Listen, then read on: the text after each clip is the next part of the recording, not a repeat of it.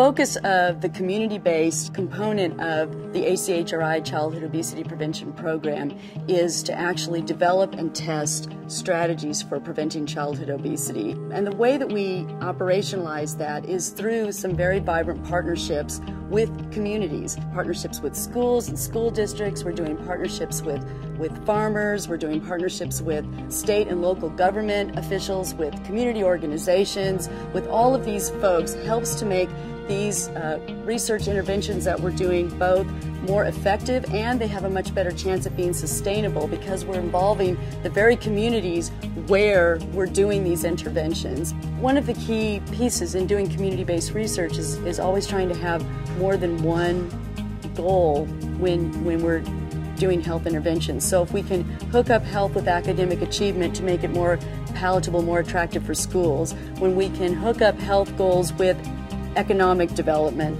that makes it more palatable for farmers. So, you know, when we can combine our goals with the goals that resonate with our community partners, that's more of a win-win for everyone. Energy expenditure equation is about energy in and energy out. And energy in is about food. And, you know, we're trying to teach kids about kind of trading out some of that junk food for fruits and vegetables, and what's going to make fruits and vegetables attractive to kids.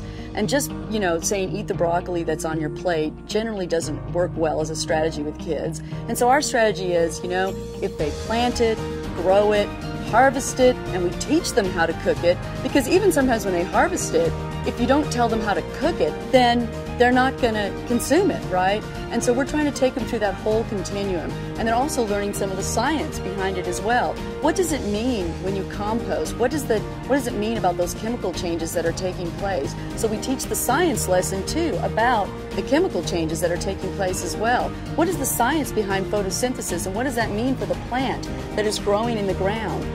Also the physical activity piece, because energy out is about being physically active. There are school garden programs in the country that expose kids to fruits and vegetables, but you also have to get kids physically active and involved in the process. And being physically active doesn't necessarily mean traditional sports. Being physically active can also mean leisure time activities like gardening. So the kids are the ones out there digging the garden beds. They're the ones out there doing the harvesting, running the wheelbarrows. So you sneak in physical activity, and then they realize, gosh, I just expended some calories by carrying those buckets of water. And then the other piece is that our unique theoretical model also addresses social risk behaviors. By being in the garden and addressing these health outcomes, our theory is that they're going to be more bonded to their garden program specialists, this manager that we put in the school, those food corps and AmeriCorps service members that we put in the school to work with them. They'll be more bonded with these people, and therefore we can reduce social risk behaviors such as absenteeism, fighting, and bullying while we're at it as well. So this sort of tri-level goal of reducing obesity, increasing academic achievement, and reducing social risk behaviors, and then taking that whole piece and hooking up the farmers along with this and our other partners to bring in those fresh fruits and vegetables at the whole school level and not just the kids that are participating in the garden.